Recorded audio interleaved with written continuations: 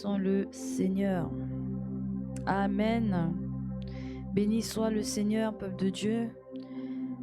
Souhaitons la bienvenue à vous tous, encore une fois, présents ici, présentes aujourd'hui. Et également la bienvenue à tous ceux qui sont en train de se connecter en ce moment même. Ceux qui sont en train de se connecter en ce moment même, bienvenue à vous, bienvenue dans ce temps et ce moment que nous allons consacrer à notre Seigneur. C'est tellement peu, peuple de Dieu, c'est tellement peu et nous devons vraiment veiller. Alléluia. Nous devons vraiment veiller à nous saisir de ces opportunités-là, de ces moments que le Seigneur nous offre de venir l'adorer dans sa maison.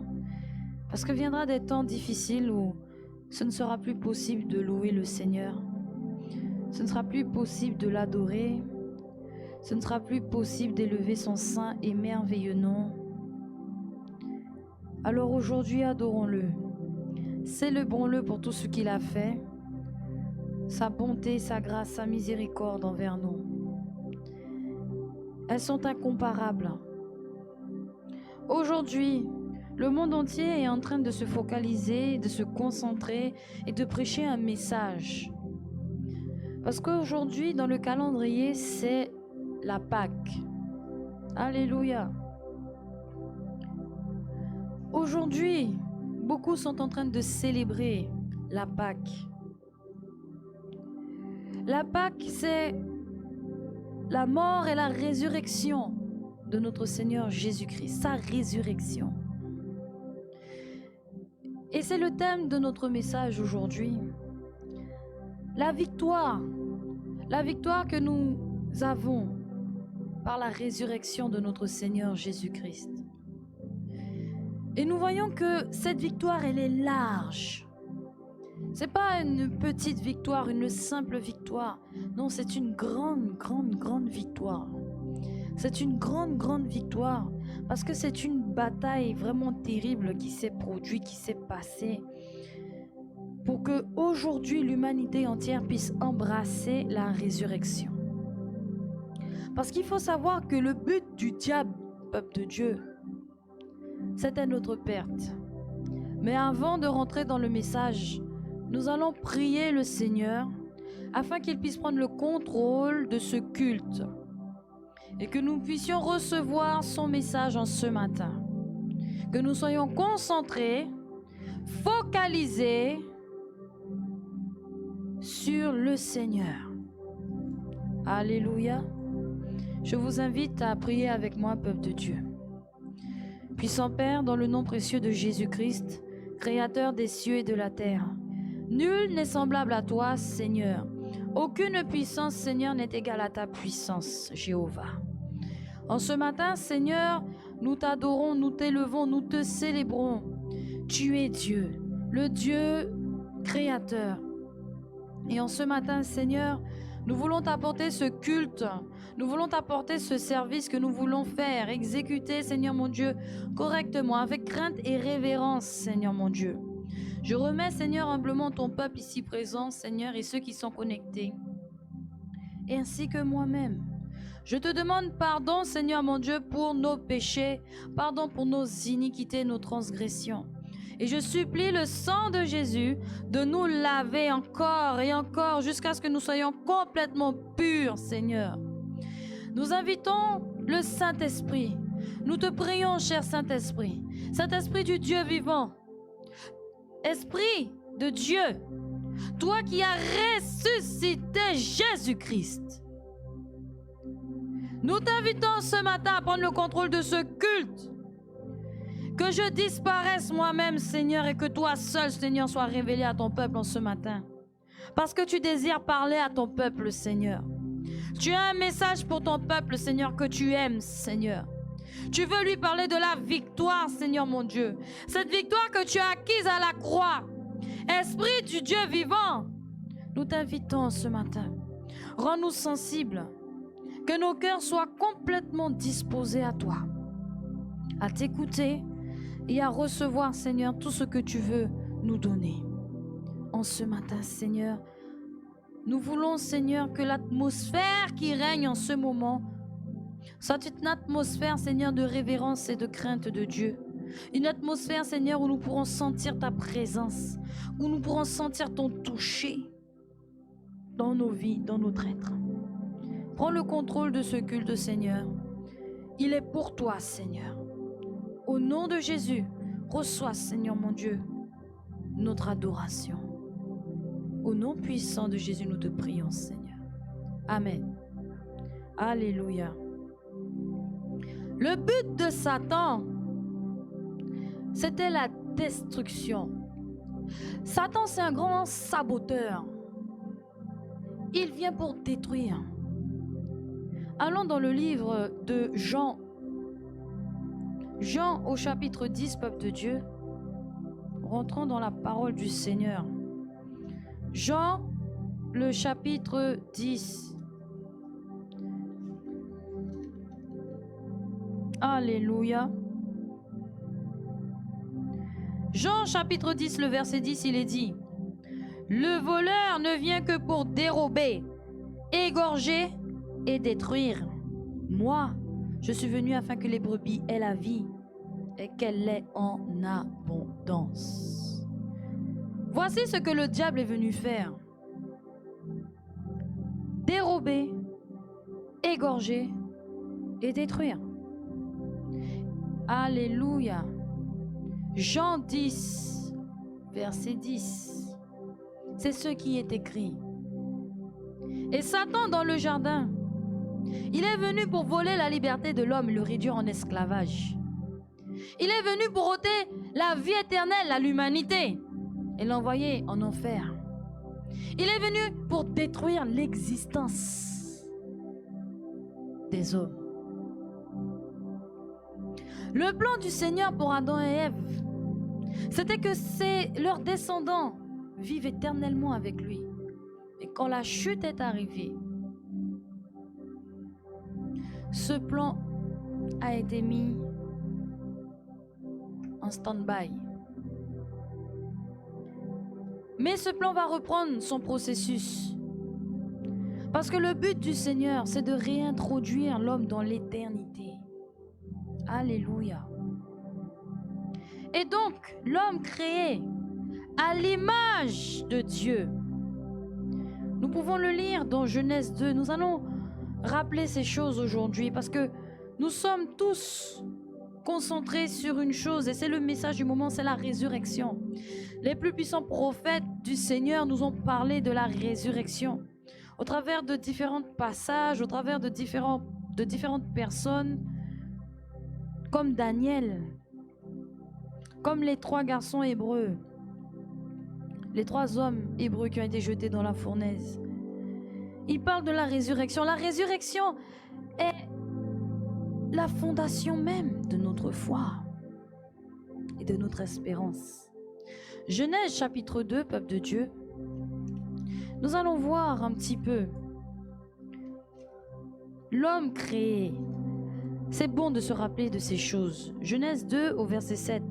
L'Éternel Dieu forma l'homme de la poussière de la terre. Il souffla dans ses narines un souffle de vie. Et l'homme devint une âme vivante. Le Seigneur fit l'homme et la femme, alléluia, à son image. Et ils furent tous deux animés par un souffle. Un souffle qui est sorti directement du Seigneur. Ce souffle est rempli de la vie de Dieu. Alléluia. C'est le souffle de vie. C'est la vie du Seigneur qui nous habite là. C'est pour ça que notre vie ne nous appartient pas. Nous n'avons pas le droit de faire ce qu'on veut. Mais malheureusement, Adam et Ève ont oublié ces choses. Allons dans le livre de Job. Job, peuple de Dieu. Alléluia. Job, le chapitre 27. Et ce sera le verset 3. Aussi longtemps que j'aurai ma respiration et que le souffle de Dieu sera dans mes narines. Donc le souffle qui est en nous ne nous appartient pas. Nous comprenons bien donc que ce qui fait notre vie, ce qui nous permet de respirer, de vivre, ce qui fait de nous des âmes vivantes, c'est la vie de Dieu qui est en nous. Et donc, quand nous voyons toutes ces caractéristiques, nous comprenons que le Seigneur nous a engendrés. Il a engendré Adam et Ève. Il les a façonnés, formés, et il leur a donné la vie. Il leur a donné une naissance. Et le Seigneur avertit dans Genèse, toujours, il avertit Adam et Ève de ne pas toucher, d'abord Adam, de ne pas toucher à l'arbre de la connaissance du bien et du mal. Et malheureusement, la chute est arrivée et nous voyons ce qui s'est produit. La sentence a été donnée. En amont, le Seigneur avait averti qu'ils allaient mourir s'ils mangeaient du fruit de l'arbre défendu. Mais ils n'ont pas écouté. Genèse chapitre 3, au verset 6. La femme vit que l'arbre était bon à manger et agréable à la vue, et qu'il était précieux pour ouvrir l'intelligence. Elle prit de son fruit et en mangea. Elle en donna aussi à son mari, qui était auprès d'elle, et il en mangea. Les yeux de l'un et de l'autre s'ouvrirent, ils connurent qu'ils étaient nus, et ayant cousu des feuilles de figuier, ils s'en firent des ceintures. Allons directement au verset 19. Et c'est là que nous voyons justement la mort intervenir. C'est à la sueur de ton visage que tu mangeras du pain, jusqu'à ce que tu retournes dans la terre d'où tu as été pris. Car tu es poussière et tu retourneras dans la poussière. Nous voyons la mort là. Il y a les deux morts ici présents. Ici présentes là. Nous voyons que Adam et Ève, quand nous lisons plus loin, ont été chassés. Au verset 23, « Et l'Éternel Dieu le chassa du jardin d'Éden pour qu'il cultive la terre d'où il avait été pris. C'est ainsi qu'il chassa Adam et il mit à l'orient du jardin d'Éden les chérubins qui agitent une épée flamboyante pour garder le chemin de l'arbre de vie. » Adam et Ève ont été chassés. Le jardin, c'était le lieu où, le jardin d'Éden était le lieu où Adam et Ève avaient leur rencontre, avaient leur rendez-vous privilégié avec le Seigneur. Le jardin d'Éden était le lieu où le Seigneur se montrait dans toute sa gloire et venait voir Adam et Ève. Ils discutaient, ils échangeaient. Adam et Ève l'adoraient. Le Seigneur écoutait leur adoration. Il y avait leur relation, tout se passait là, dans le jardin. Alléluia. Mais lorsque la chute est arrivée, la mort est entrée, la mort physique. Lorsque le Seigneur a dit, tu es poussière et tu retourneras à la poussière. C'est la destruction du corps physique. La mort du corps physique. Mais il y a également la mort spirituelle qui est arrivée. La mort spirituelle, c'est la séparation. Au moment où le Seigneur a chassé Adam et Ève du jardin, il les a chassés de sa présence.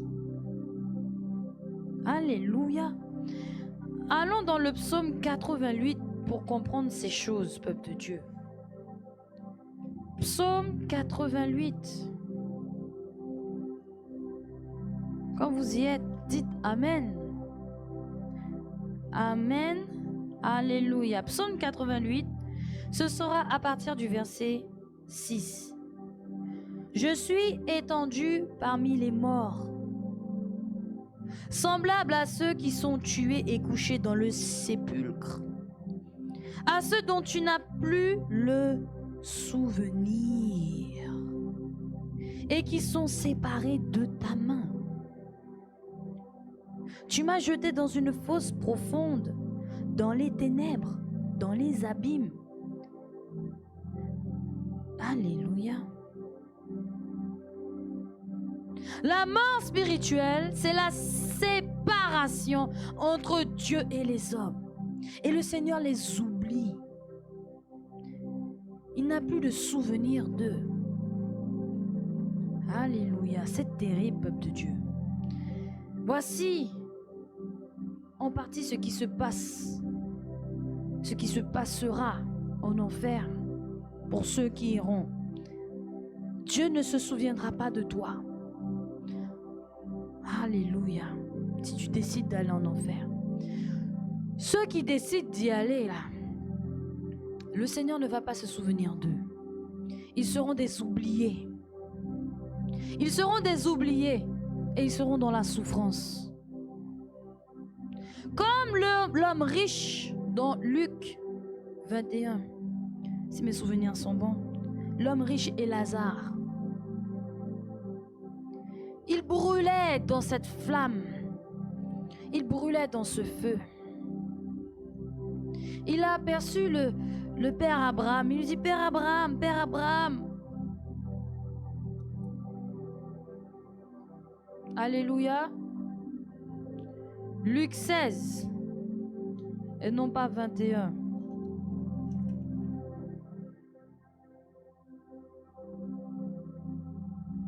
L'homme riche, vous pouvez le noter, c'est bien le Luc au chapitre 16, à partir du verset 19, mais nous n'allons pas le lire. Nous allons juste l'évoquer. Il souffrait. Il souffrait, il a vu le Père, mais qu'est-ce que le Père lui a dit? Le Père Abraham. Tu ne t'es pas soucié de connaître Dieu, tu étais rassasié de biens, de richesses. Tu ne faisais aucun cas de personne. Même pas de moi, Abraham. C'est la même chose que le Seigneur dira à ceux qui l'ignorent aujourd'hui, à ceux qui refusent de lui obéir. Vous ne faites aucun cas de moi. Alors moi aussi je vous oublierai. Je vous oublierai. Je ne me souviendrai pas de vous. Et je n'aurai pas compassion de votre douleur. Même pas une goutte d'eau ne viendra rafraîchir le bout de votre langue. Voici la mort spirituelle, le lac de feu. Et nous devons craindre celui qui a le pouvoir de faire périr l'âme et le corps. Et donc, peuple de Dieu, nous ne devrions pas seulement avoir peur de la mort physique, parce que nous avons un espoir, c'est la résurrection. Alléluia. Aujourd'hui, de par le monde, les chrétiens sont en train de fêter la résurrection du Christ. Mais est-ce que nous avons vraiment saisi la victoire que nous avons acquise lorsque nous avons accepté le Seigneur Jésus-Christ, lorsque nous avons accepté sa mort et sa résurrection?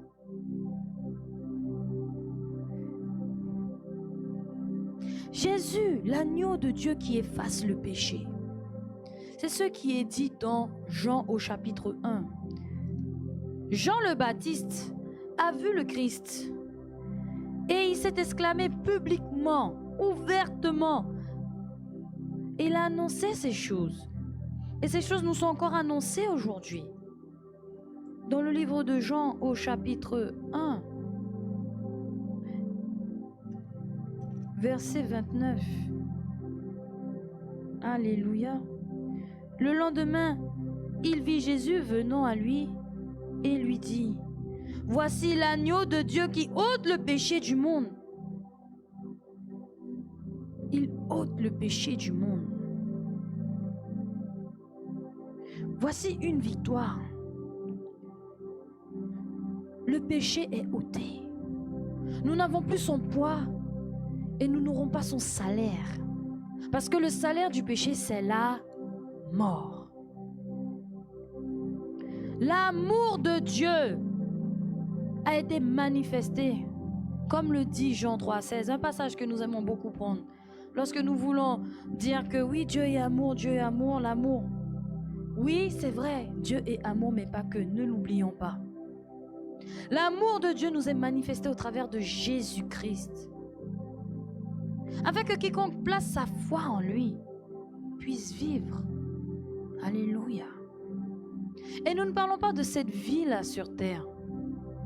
La vie là sur terre, là, pour le moment, elle est intéressante pour les êtres humains à partir du moment qu'ils commencent à se préparer pour entrer dans la vie éternelle. Mais si ce n'est pas pour cela, elle n'a aucun sens, elle n'a aucune valeur.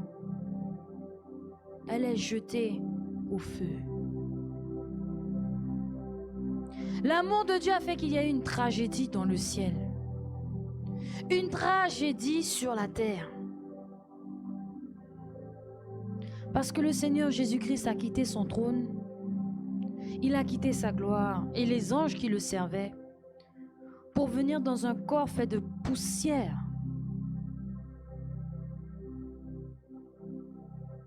Il a pris une apparence humaine. Il s'est lui-même humilié. Comment le Créateur a-t-il pu prendre une forme aussi dévalorisante, aussi basse, la forme humaine? Quand nous savons qu'il est glorieux, que même les chérubins cachent leur visage, cachent leurs pieds avec leurs ailes, parce que sa gloire resplendit, sa gloire est un feu. Alléluia. Et lui qui n'a jamais porté, lui qui n'a jamais péché, a porté le péché de l'humanité entière. Alors le Seigneur avait déjà averti que ces choses devaient arriver. Il avait déjà averti ses disciples qu'ils devaient mourir et qu'ils devaient ressusciter. Et cela est écrit. Mais les disciples n'avaient pas compris ces choses. Et quand le jour tragique est arrivé, c'est un jour tragique, mais c'est aussi un jour de grande joie. C'est pour ça que nous devons comprendre et saisir avec gravité le message de la résurrection, le message de la croix, le message du sacrifice de la vie de Jésus. Il est mort et il est ressuscité. Il est mort et il est ressuscité. Alléluia. Et donc nous croyons en cette résurrection. Et nous voyons que cette résurrection nous donne la victoire. Elle nous donne la victoire sur les deux morts.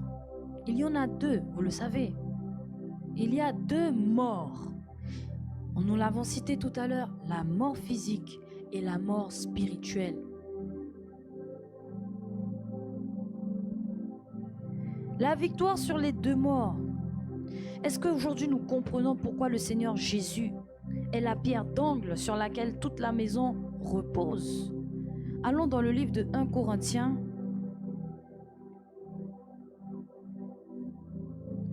1 Corinthiens, peuple de Dieu.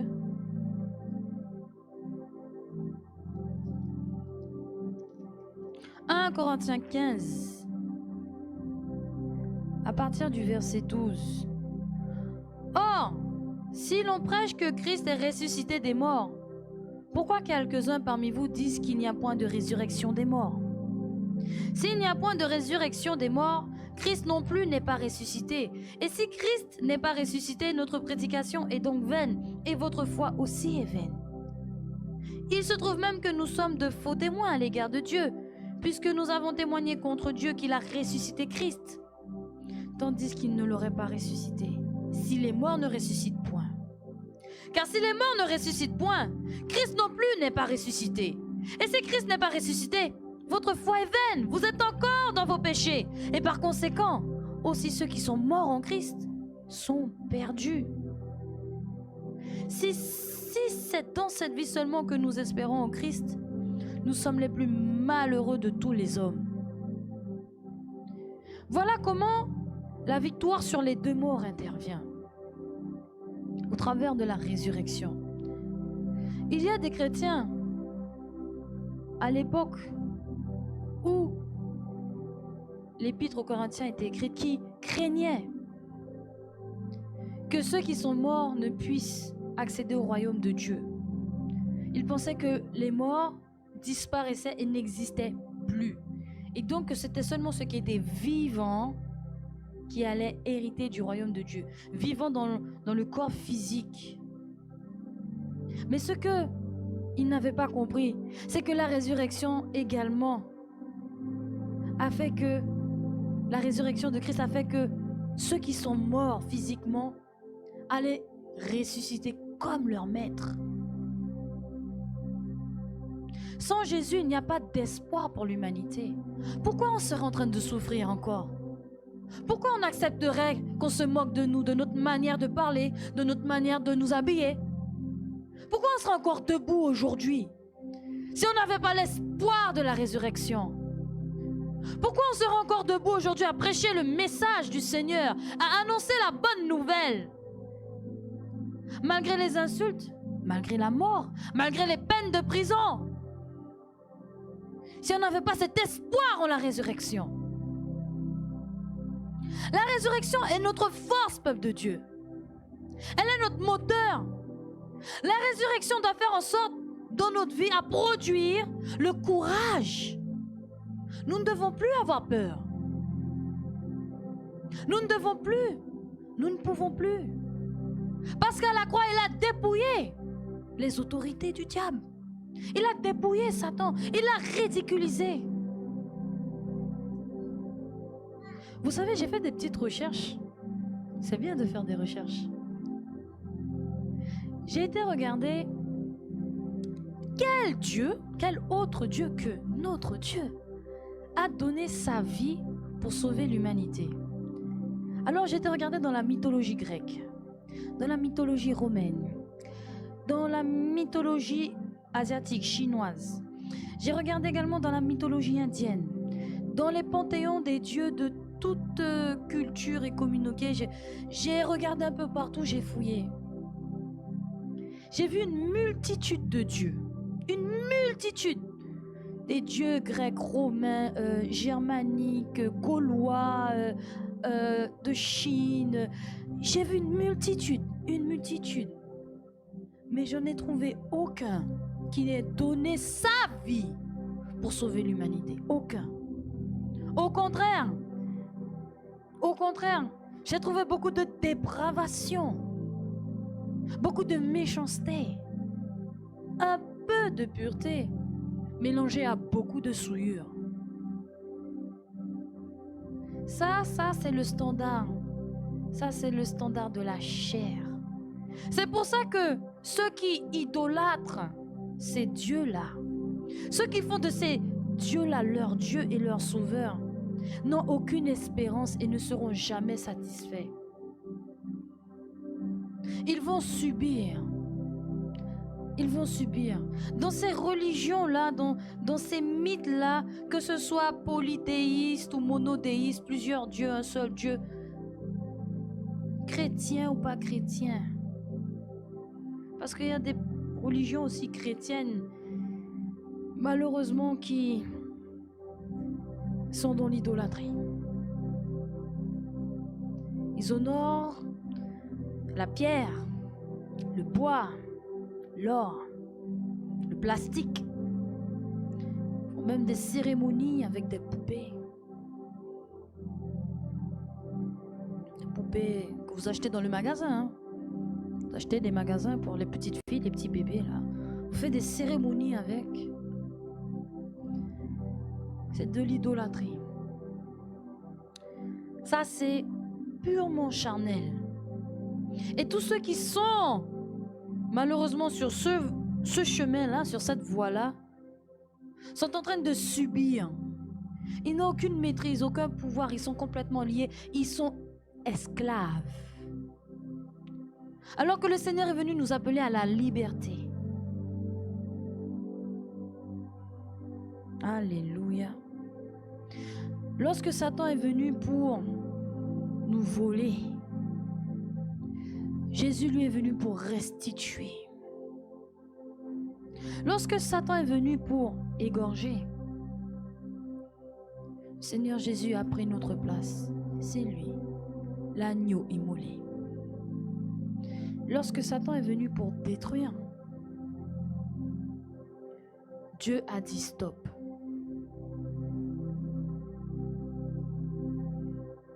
Et nous avons cet espoir. Parce qu'il y a là-haut quelqu'un qui se soucie de nous. C'est pas un panthéon, c'est pas une équipe de foot. Parce qu'il y a certains courants des équipes de foot, hein, de vraiment 10, 15. Il y en a tellement, on ne peut pas les compter, il y en a beaucoup. Beaucoup de dieux, Dieu de la terre, Dieu de la fertilité, Dieu de la pluie. Mais nous avons un seul Dieu qui fait tout ça. Parce qu'il est le Créateur. Il est le Tout-Puissant. Et nous avons une espérance vivante en lui. Chose que beaucoup n'ont pas. C'est pour ça que nous sommes capables de nous tenir debout aujourd'hui. Et lorsqu'on nous appelle de toutes sortes de noms, on pense à la résurrection. On est focalisé sur la résurrection. Et on sourit.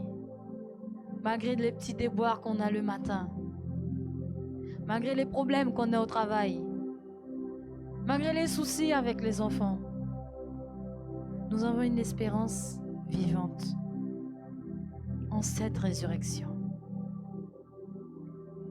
Alléluia. C'est la victoire.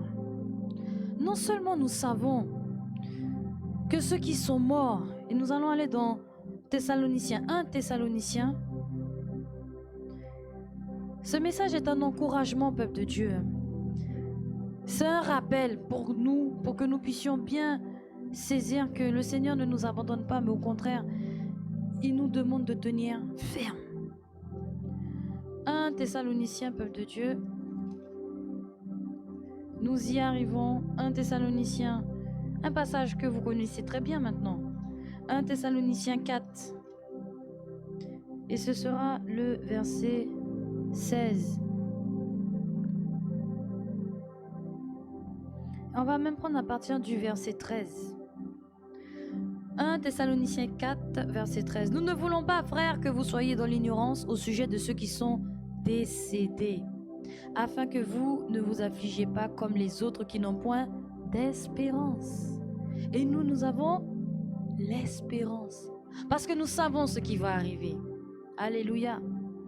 Car si nous croyons que Jésus est mort et qu'il est ressuscité, croyons aussi que Dieu ramènera par Jésus et avec lui ceux qui sont décédés. Il va les ramener. Il va ramener ceux qui sont décédés à la vie. Il va les ressusciter. Il va ressusciter leur corps. Et ce sera un corps glorieux. Et ensemble, avec ceux qui sont vivants, nous irons. Et là, je vais dire nous parce que c'est ce que je veux pour nous. Nous irons à la rencontre de notre Dieu dans la nuit, dans les nuits. Alors nous comprenons une chose. Nous comprenons une chose quand nous voyons le pouvoir de la résurrection, quand nous voyons la puissance de la résurrection, quand nous voyons l'espérance que la résurrection nous donne et que d'autres beaucoup n'ont pas. Qu'ils soient dans une religion ou dans un courant, dans un mouvement, ou qu'ils soient athées. Peuple de Dieu, il y a quelque chose que nous avons que n'ont pas. C'est pour ça que face à un ennemi commun, toute religion confondue, nous avons un ennemi commun. Et c'est un ennemi global, mondial, que personne ne peut vaincre. Seulement Dieu. Aucun être humain ne pourra vaincre la mort. Personne. Aujourd'hui, nous avons un meilleur système de santé qu'il y a peut-être 200 ans, 300 ans, ou à l'époque du Moyen-Âge. Aujourd'hui, nous avons les progrès de la technologie. Nous pouvons faire des greffes, nous pouvons faire des chirurgies. Nous inventons toutes sortes de médicaments pour pouvoir guérir des maladies. Même le coronavirus, il y a des personnes qui sont en train d'élaborer des cachets, des médicaments. Oui, il y a même des vaccins qui sont élaborés. Il y a une intelligence. Par la grâce de Dieu. Par la grâce de Dieu. Parce que l'homme sans Dieu, même ceux qui ne croient pas, ils sont inspirés par Dieu. Ils ne savent même pas pour faire du bien à l'humanité. Mais la mort, il n'existe aucun vaccin, aucun médicament, aucun remède, même s'il est créole. Il n'existe rien pour combattre la mort. Nous avons tous rendez-vous avec la mort, peuple de Dieu. Et nous pouvons le lire. Nous avons un passage, plusieurs même. On peut prendre dans l'Ancien ou dans le Nouveau Testament. Allons prendre Hébreux par exemple. Hébreux au chapitre 9. Nous avons tous rendez-vous. Même si on va sur la lune pour y vivre, même si tu es sur la lune, tu vas mourir quand même. Nous avons tous rendez-vous avec la mort. Amen. Même si tu vis le nombre d'années que tu veux, il y a beaucoup de centenaires, mais ils finissent toujours par mourir. Hébreux, peuple de Dieu, chapitre 9, verset 27. Et comme il est réservé aux hommes de mourir une seule fois, après quoi vient le jugement.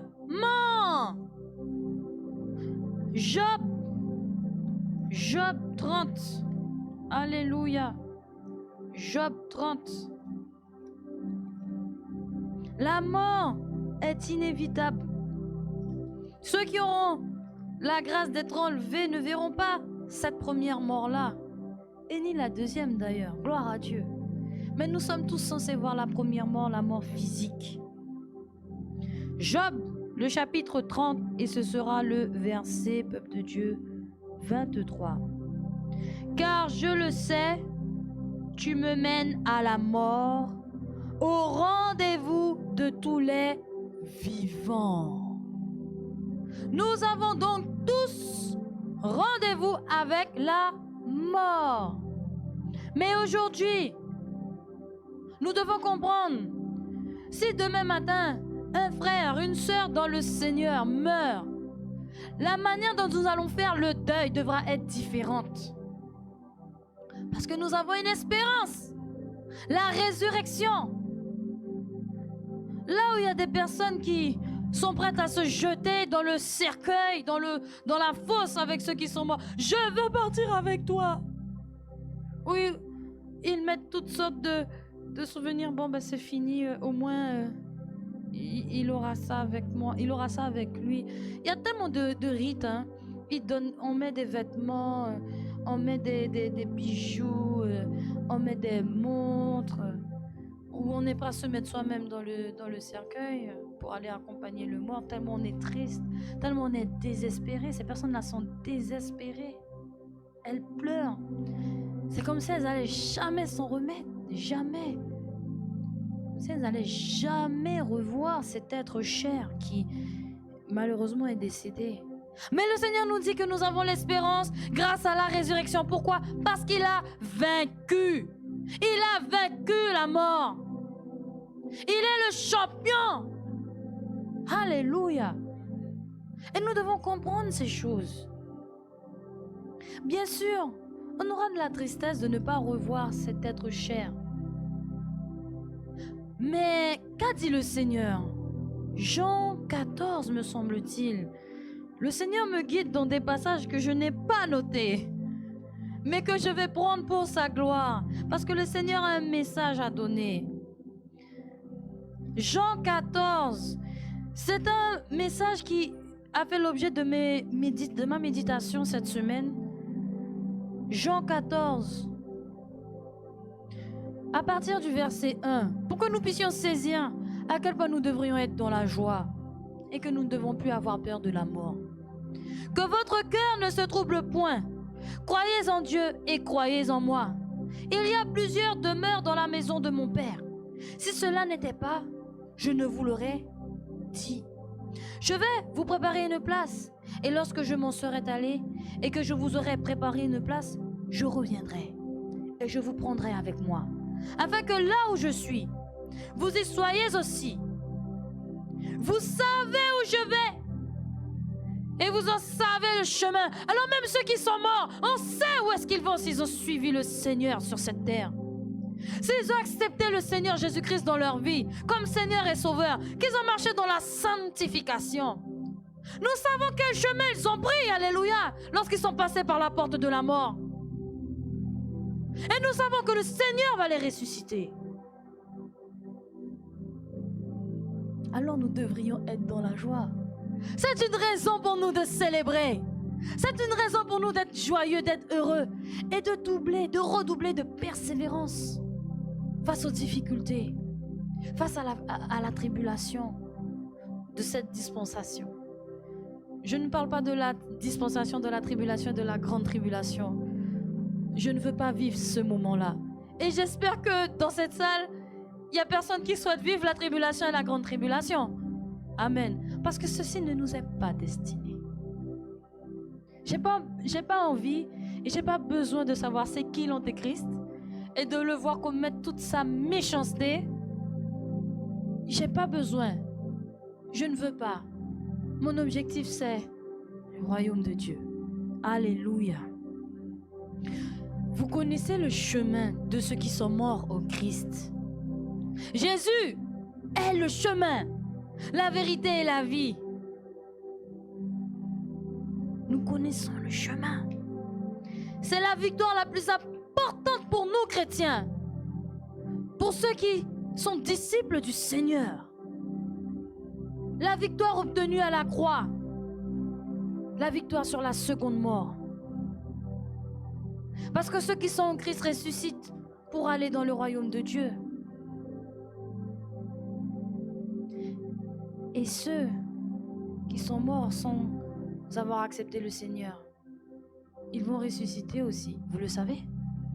Vous le savez? Daniel 12. Alléluia. Daniel chapitre 12, peuple de Dieu.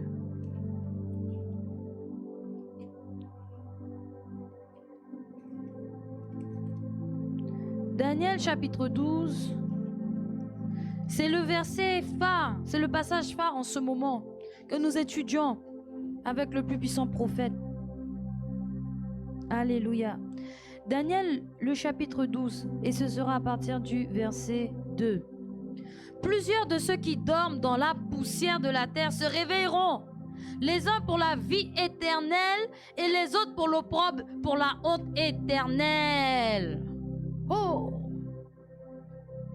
Ceux qui dorment dans la poussière, ceux qui sont passés par la première mort, la mort physique. Et vous voyez, la mort est assimilée à un sommeil. La mort, c'est une transition. La mort, ce n'est pas la fin. La mort, c'est le début de l'éternité.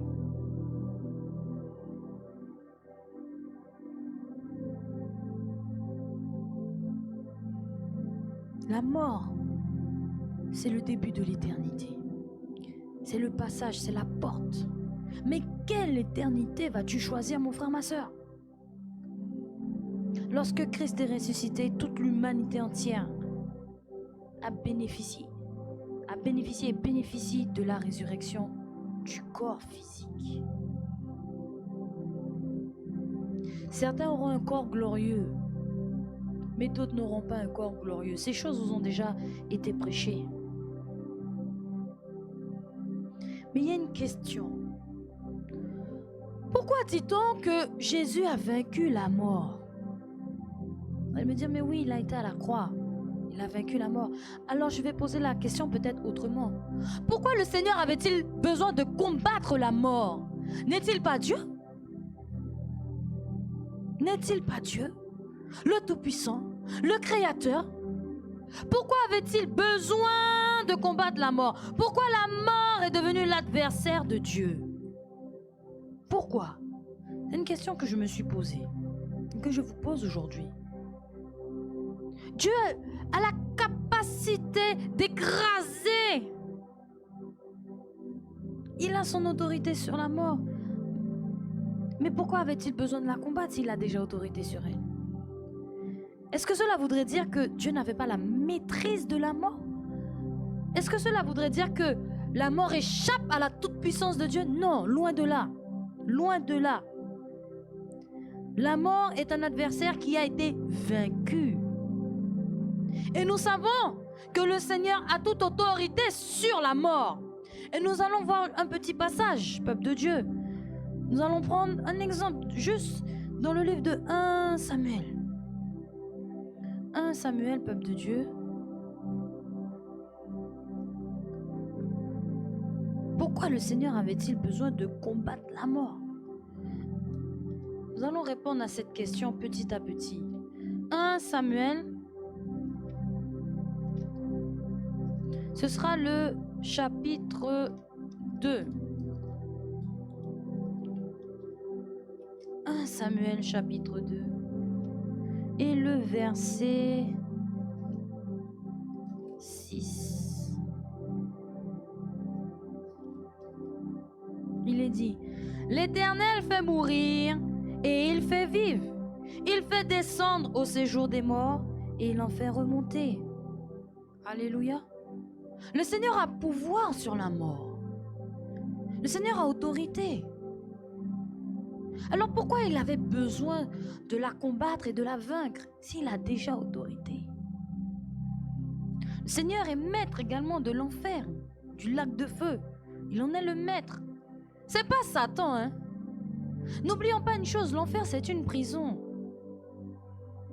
Ce n'est pas le royaume de Satan. C'est pas un endroit où ceux qui sont dans le péché, dans la dépravation, dans la corruption vont aller s'amuser. Et que là-bas, il y a une ambiance super géniale. C'est bouillant là-bas. On va bien s'amuser. Non, non, non, non, non, non, non, non. Non. L'enfer est une prison. Un lieu de souffrance. Et ça a été préparé pour Satan et pour ses anges. C'est ce que la Bible nous dit. Alors pourquoi le Seigneur avait-il besoin de vaincre la mort, et notamment la seconde mort? C'est pour cela que nous devons prendre ces choses avec beaucoup de gravité et que nous devons saisir la large victoire que nous apporte la résurrection de Christ. Parce que le Seigneur avait besoin de combattre la mort, cet adversaire, et ce n'était pas son adversaire à lui proprement parce qu'il est Dieu, il est éternel. Mais il a fait en sorte de vaincre la mort. La mort, c'est l'adversaire de l'humanité. Et il fallait que Jésus vienne dans ce corps comme le nôtre pour faire face à cet adversaire. Il fallait que Jésus devienne fils de l'homme pour qu'il soit ce second Adam qui fasse face à la mort et la vaincre. Alléluia. Vous voyez la tragédie? Vous voyez le plan que le Seigneur a mis en place pour nous sauver, nous arracher des flammes de l'enfer? S'il n'avait pas introduit, s'il ne s'était pas introduit dans l'humanité, s'il n'avait pas pris naissance dans un corps humain et n'avait pas partagé la part des hommes, la part humaine dans la chair et dans le sang, jamais le Seigneur n'aurait pu nous sauver. Jamais. Il fallait qu'il devienne adversaire de la mort lui aussi. Alléluia. Alléluia. Oh Jésus. Et Dieu s'est fait chair. La parole s'est fait chair. Dieu est la parole. Et il est venu sur terre. Il est venu nous sauver. Et lorsqu'il est mort et qu'il est ressuscité, il a récupéré la clé du destin de l'humanité qui était vouée à l'enfer. La mort a été vaincue par le Seigneur dans la dimension humaine par Jésus-Christ, par la puissance de Dieu. Christ est allé en enfer. Il a pris notre condamnation sur lui. Mais il n'est pas resté. Parce que lorsqu'on a examiné sa vie, lorsqu'on a examiné son dossier, on a vu que le juste, Jésus est aussi appelé le juste,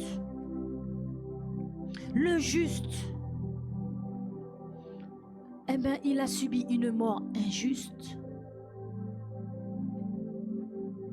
une mort imméritée. Lui qui n'avait pas péché. Dans sa conduite, le Seigneur a gardé le standard. Il ne s'est pas souillé. Il ne s'est pas laissé aller. Il n'a pas désobéi au commandement de Dieu. Il a été pour nous un exemple. Allons dans le livre de Romains. Romains au chapitre 5, peuple de Dieu.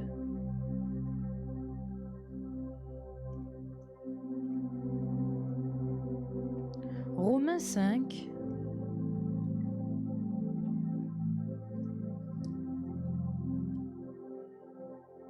Et ce sera le verset 12.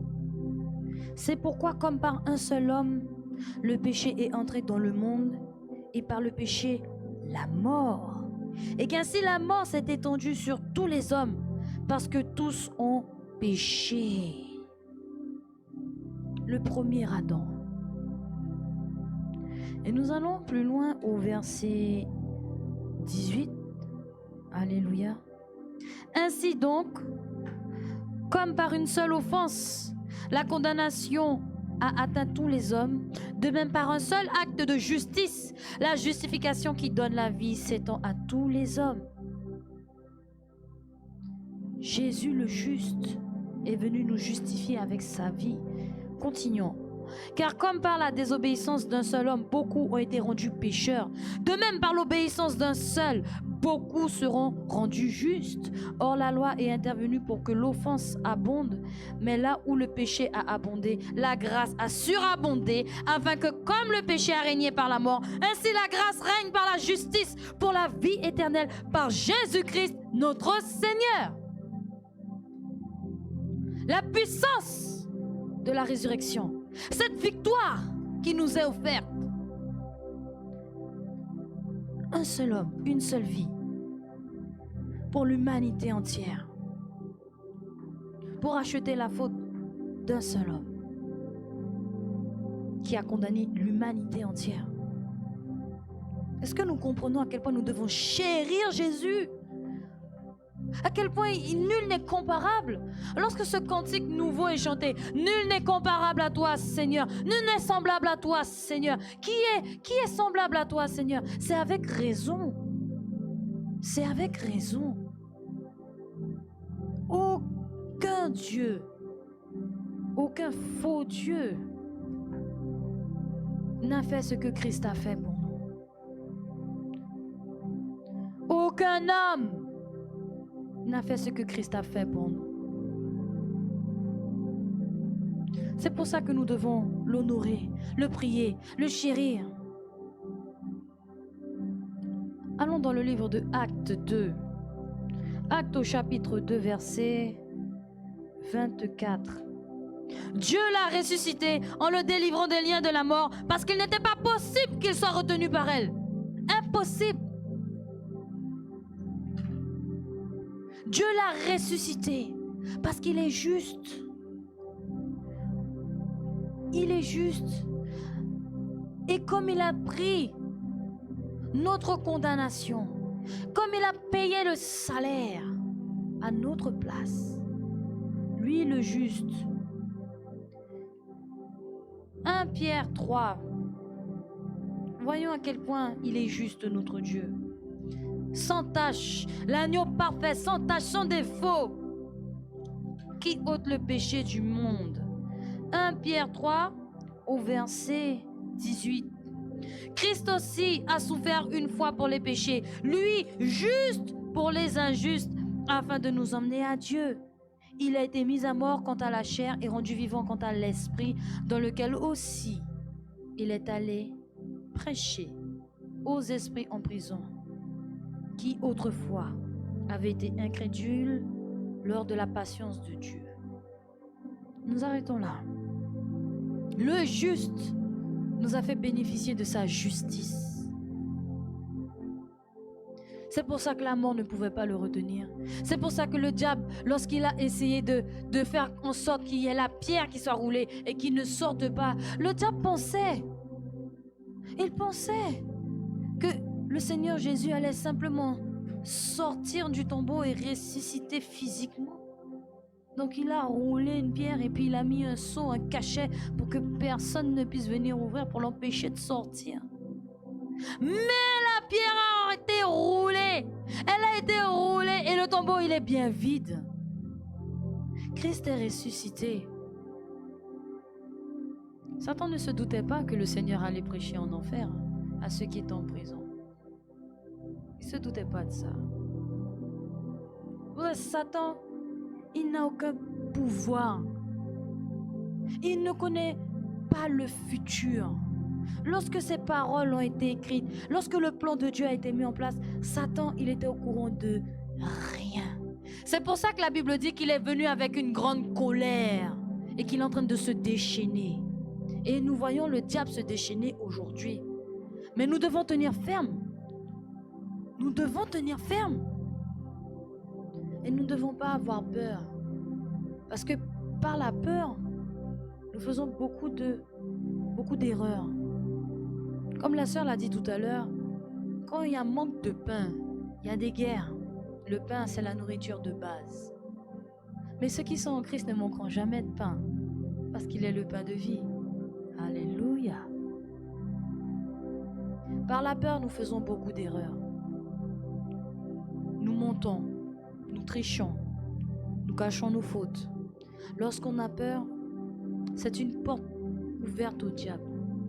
Alors lorsqu'on a peur de la mort et que nous voyons que la parole de Dieu est bafouée, outragée, méprisée, nous voyons que le nom de notre Dieu que nous servons est blasphémé. Il n'est pas possible que nous puissions nous tenir ainsi et laisser passer ce genre de choses. Je vais vous donner un témoignage, peuple de Dieu. J'entendais une personne se moquer beaucoup et dire du mal. Et en plus, c'était sur des petits-enfants. Dès qu'il y avait une situation, cette personne se moquait. Elle se disait, ah, elle fait ça, mais regarde un tel. Elle se moquait beaucoup. Je vais pas donner d'exemple vraiment de ces moqueries, mais elle se moquait beaucoup. Et moi, quand j'entendais ces moqueries, je gardais la bouche fermée, je disais rien, je me disais, depuis que je ne prends pas part, ça va. Mais au bout d'un moment, peuple de Dieu, quand les moqueries commencent à devenir presque comme un malheur souhaité ou comme un jugement ou comme une injustice, en tant que chrétien, il faut savoir prendre position. Parce que cette personne venait tout le temps me parler de ces choses. Et un jour, j'ai fini par prendre position. Je lui ai dit, tu sais, moi, je ne suis pas dans ces choses-là. Je ne suis pas d'accord avec ça. Tu ne peux pas venir et parler comme ça. Tu ne peux pas venir et te moquer comme ça. C'est difficile de prendre position comme ça face aux gens. On a peur. On a peur de leur réaction. On a peur qu'ils nous aiment plus. On a peur qu'ils aillent colporter des commérages sur nous. Ah ouais, regarde celle-là, là. Ah, elle pense parce qu'elle est pasteur, qu'elle est plus sainte que... Non. On ne doit pas avoir peur. On ne doit pas avoir peur lorsqu'il s'agit de prendre position. On ne doit pas avoir peur lorsqu'il s'agit de défendre la vérité. On ne doit pas avoir peur lorsqu'il s'agit de secourir les plus faibles. Aujourd'hui, nous vivons dans un monde tellement méchant. Un monde méchant, rempli de méchanceté. Rempli de méchanceté. Aujourd'hui, même à la radio, on se moque de vous. Il y a des émissions radio où les gens font ce qu'on appelle les canulars, les blagues. Il y a des émissions célèbres avec des animateurs célèbres qui font ça. Il y a des personnes qui se suicident après ce genre de choses-là. On les ridiculise en public. On se moque d'eux en public. On les humilie en public. On leur fait croire des mensonges.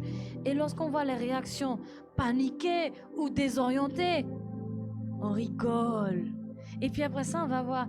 Mais c'était une blague. Et puis tu as gagné 2 places de cinéma. Peuple de Dieu, c'est la méchanceté qui est déguisée. Le cœur de l'homme est devenu méchant. Méchant, méchant. Aujourd'hui même, on se regarde dans les yeux et on ose dire, toi je t'aime pas. Les personnes osent se dire, toi je t'aime pas. Si j'avais une arme là, j'en aurais fini avec toi. On ose se dire ça. Vous trouvez ça normal qu'aujourd'hui, il y ait des abus comme ça? Où est passée l'empathie, la compassion? Il y a la guerre. C'est normal qu'on prenne une arme pour tuer son prochain. Alors que nous avons appris, aime ton prochain comme toi-même. Est-ce que c'est normal qu'il y ait des femmes qui se fassent abuser comme ça? On ne voit pas les pleurs, la douleur, la détresse, on ne voit pas qu'on fait mal? Est-ce que c'est normal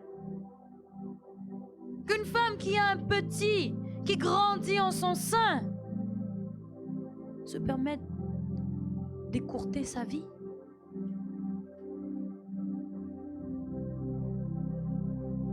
Est-ce que sa vie appartient à la maman? Le souffle qui anime chaque être humain ne lui appartient pas. Il n'appartient pas même à un autre être humain. Ça appartient à Dieu.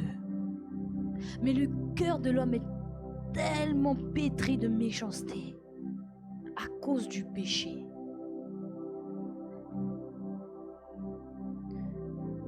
Le Seigneur, les choses auraient pu aller tellement vite avec nous. Mais à cause de la méchanceté, de la dureté de notre cœur, le Seigneur a dû procéder étape par étape. C'est pour ça aujourd'hui certaines personnes se permettent de dire qu'ils n'espèrent plus en le retour de notre Seigneur Jésus. Et d'autres même se moquent parce qu'ils voient la méchanceté s'accroître et prendre de l'ampleur. Même dans les séries télévisées, ça m'a choqué de voir ça dans le journal. Des séries télévisées où on fait du mal. C'est un jeu ou une émission ou une série où on fait vraiment du mal aux gens. Hein. On les pousse, on déchire leur chair. Et c'est normal. Et on rigole. C'est drôle. C'est drôle de faire mal, c'est drôle de tuer, c'est drôle d'insulter. C'est drôle. Et puis avec tout ça, il y a l'orgueil. Il y a l'orgueil. Et c'est à celui qui dira la plus grosse insulte qui sera applaudi. Ah ouais, ah tu lui as cloué le bec. Ah ouais, tu lui as bien dit ça. Tu lui as bien dit ça. Ah oui, t'as bien parlé, hein. Ah tu lui as bien dit ça. En criant, on dit ah ouais, tu lui as donné un arrêtez tranquille là. Non, peuple de Dieu. Non. La résurrection est aussi pour nous une forme de réprimande. Une réprimande sur notre manière d'aimer. L'amour est humble.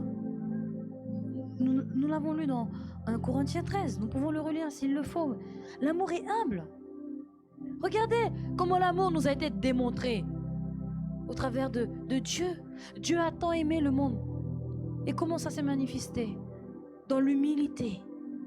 dans la douceur, dans la correction. Et pas beaucoup de patience. Beaucoup de patience envers nous. Donc il appartient à chacun aujourd'hui de faire ses choix.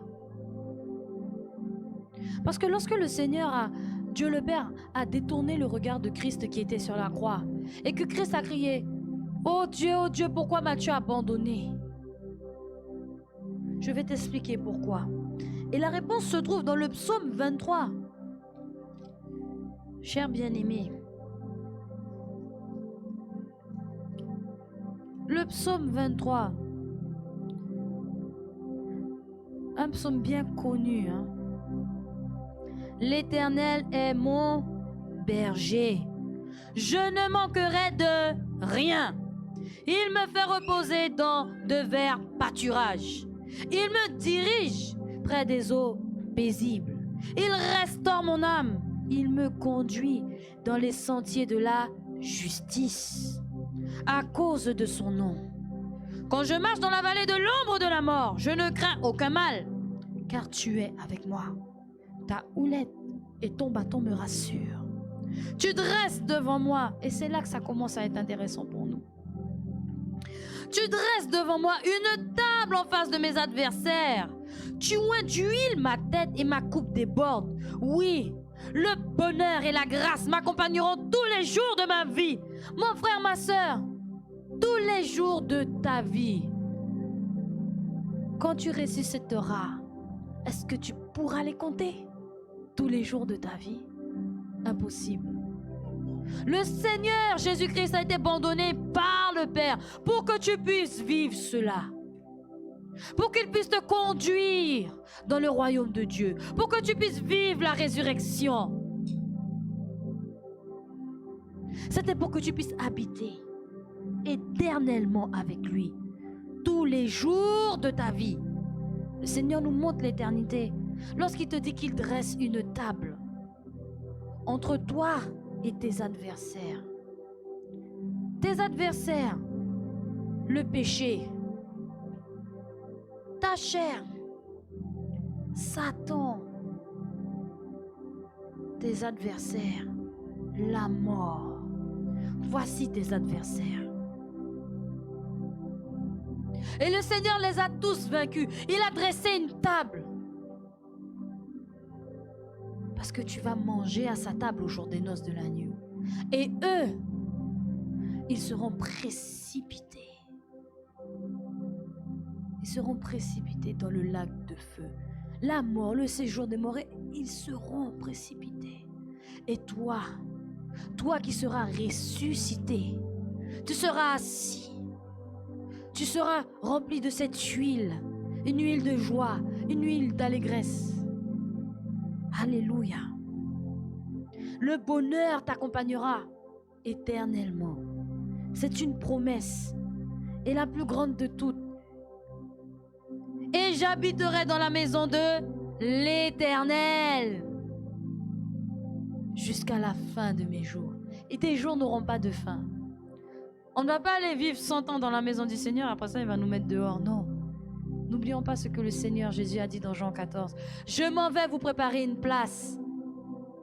Ça veut dire que tu auras un lieu, un endroit, une maison où tu vas vivre avec ton Dieu.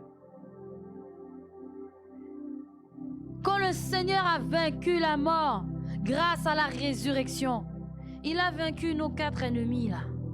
La chair, le péché, Satan et la mort. Et cela affirme la puissance du sang de Jésus. Parce que la Bible dit bien que sans effusion de sang, il n'y a pas de pardon. Il fallait qu'un sang coule. Et c'est le sang du Fils de l'homme. C'est le sang du Fils de Dieu.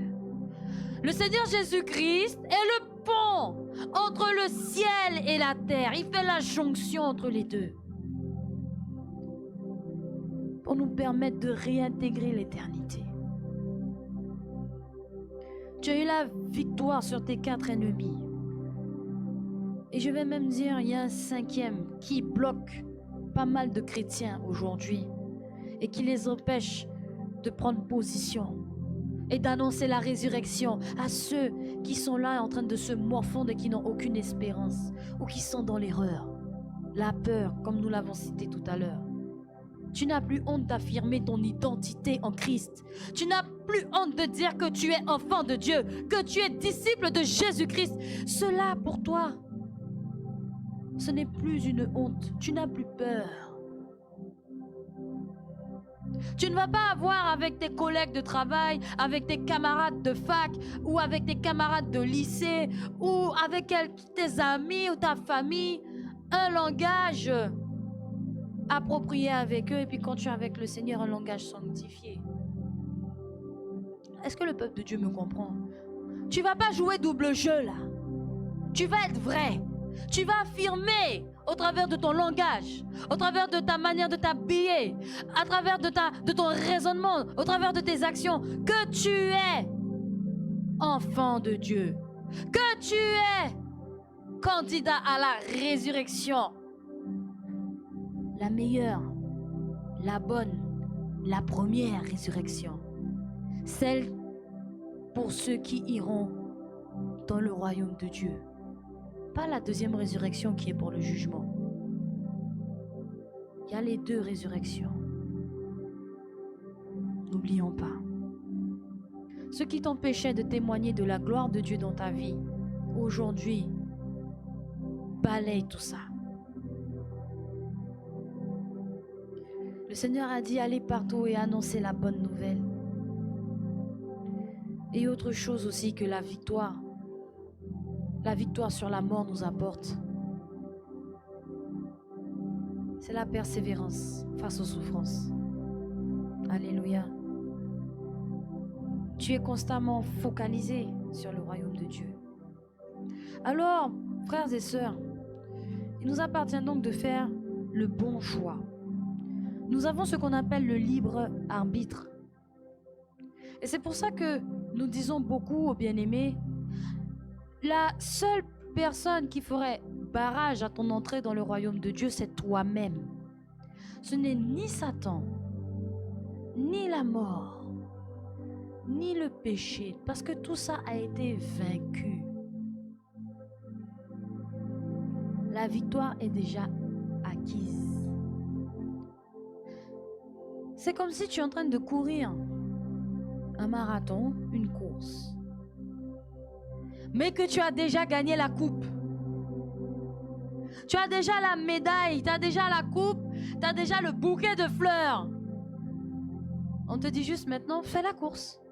Mais tu as déjà gagné. Mais tu dois quand même faire la course. Et aujourd'hui, beaucoup refusent de faire la course parce qu'ils restent sur le fait qu'ils ont déjà les fleurs, ils ont déjà la coupe, ils ont déjà la médaille, ils ont déjà le standing ovation. Donc ils n'ont pas besoin de faire la course, c'est déjà acquis. Pas besoin de se forcer, pas besoin de se sanctifier, pas besoin de se repentir, pas besoin d'aller annoncer la bonne nouvelle. Non, tu dois faire cette course. Tu dois faire cette course parce que lorsque tu vas courir,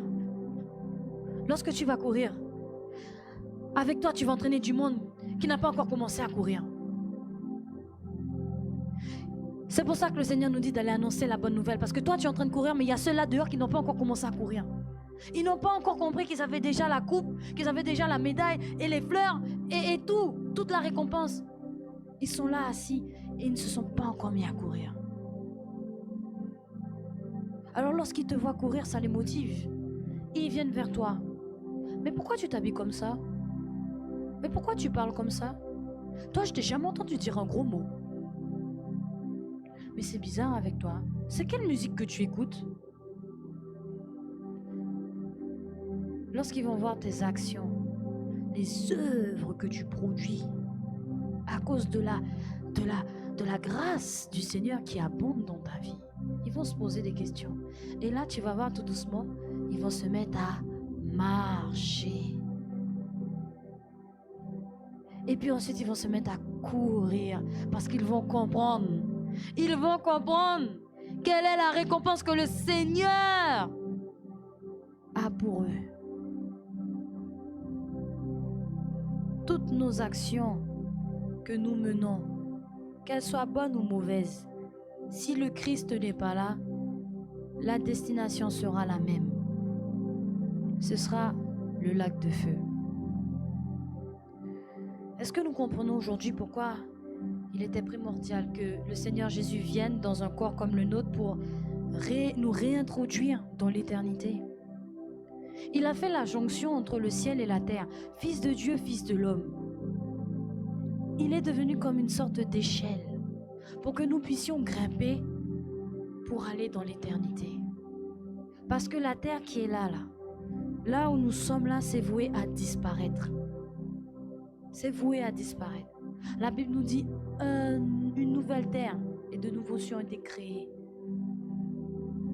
Toutes choses sont devenues nouvelles. Au jour du jugement même, nous pourrons le lire, mais nous n'allons pas y aller. C'est dans le livre d'Apocalypse. Là, au jour du jugement, le ciel disparaît.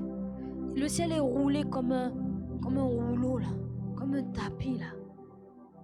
Je ne sais pas qu'est-ce que ça va donner. Est-ce qu'on ne verra plus les nuages? On verra peut-être les galaxies, les planètes. Je ne sais pas qu'est-ce que ça va donner. Mais je ne veux pas vivre ce moment-là. Amen. Personne ne veut vivre ce moment-là. Alors focalisons-nous sur le royaume de Dieu. Parce que le Seigneur use de patience. Le Seigneur nous offre la victoire. Mais Dieu ne va jamais contrôler ton libre arbitre. Je le répète encore. Si tu choisis volontairement d'aller dans le lac de feu, la puissance de la résurrection s'arrêtera juste à la résurrection physique, mais pas spirituelle. Ça s'arrêtera là. Tu vas ressusciter pour aller brûler en enfer. Et si tu décides d'embrasser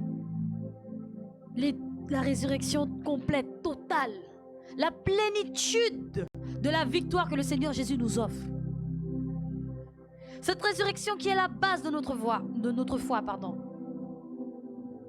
sans laquelle nous ne serons rien et que nous souffrirons en vain. Si tu veux embrasser cette résurrection-là, cette victoire-là, fais le bon choix. Et le Seigneur nous encourage et nous avertit en même temps dans le livre de 2 Pierre, et ce sera notre dernier passage, peuple de Dieu. 2 Pierre au chapitre 3, le verset 9. Le Seigneur ne tarde pas dans l'accomplissement de la promesse, comme quelques-uns le croient, mais il use de patience envers vous, ne voulant pas qu'aucun périsse, mais voulant que tous arrivent à la repentance. Le jour du Seigneur viendra comme un voleur. En ce jour, les cieux passeront avec fracas. Voici le passage. Les cieux passeront. Les éléments embrasés se dissoudront et la terre avec les œuvres qu'elle renferme sera consumée. Puisque tout cela est en voie de dissolution, combien votre conduite et votre piété doivent être saintes? Pourquoi votre conduite et votre piété doivent être saintes? Parce que Hébreux 12, 14 nous dit: recherchez la paix avec tous et la sanctification sans laquelle personne ne verra le Seigneur. Le royaume de Dieu appartient aux saints. Le royaume de Dieu appartient à ceux qui sont justifiés par le Christ. Le royaume de Dieu appartient à ceux qui ont part à la résurrection complète, totale, physique et spirituelle. Le Seigneur use de patience. Si aujourd'hui, mon frère, ma sœur, tu ressens dans ton cœur que tu as atteint ta limite avec ce monde et que tu ne veux plus être caché, que tu veux renouveler tes vœux avec le Seigneur, qu'aujourd'hui, grâce à l'espoir, à l'espérance, à la victoire que nous offre la résurrection, aujourd'hui, En toi est née la foi en notre Seigneur Jésus-Christ pour pouvoir prendre part à la résurrection à venir. Je t'invite, mon frère, ma sœur, à faire cette prière, de recevoir le Seigneur Jésus-Christ dans ton cœur comme Seigneur et Sauveur. Si tu veux le recevoir, je t'invite à lever les mains et à répéter cette prière après moi. Alléluia, peuple de Dieu. Vous aussi qui êtes présents, si vous voulez recevoir le Seigneur, vous pouvez répéter cette prière. Alléluia. Levons les mains et disons: Puissant Seigneur Jésus, je reconnais que je suis pécheur et que j'ai besoin de toi. J'ai besoin, Seigneur, de la victoire que tu as acquise pour moi, pour l'humanité entière, à la croix. Seigneur Jésus, je veux être ressuscité complètement, physiquement, spirituellement, et je veux habiter tous les jours de ma vie, éternellement, dans ta maison. C'est pour cela, Seigneur, que je te demande pardon pour mes péchés, pour mes iniquités, pour mes transgressions. Seigneur, je te demande pardon, miséricorde, Seigneur. Que le sang de Jésus, ce sang puissant qui a coulé à la croix, qui couvre le péché, qui rend toute chose pure, que ce sang-là puisse me laver complètement, de la tête aux pieds, de plus profond de mon cœur, de mon âme, que je sois lavé avec le sang de Jésus, pour que je sois pur. Seigneur, là où mes vêtements sont tachés avec le péché, que le sang de Jésus puisse les rendre plus blancs que neige. Seigneur Jésus, je te reçois aujourd'hui dans mon cœur comme mon Seigneur et mon Sauveur. S'il te plaît, Seigneur, inscris mon nom dans le livre de vie. S'il te plaît, Seigneur, établis ta parole et la justice dans mon cœur et dans ma vie. Que ton Saint-Esprit me guide sur le chemin de la sainteté et que tu puisses ordonner mes pas avec ton autorité. Ordonne mes pas maintenant pour que je puisse entrer dans le royaume de Dieu. Au nom puissant de Jésus, je suis né de nouveau aujourd'hui. Amen. Soyez bénis, peuple de Dieu, et à très bientôt.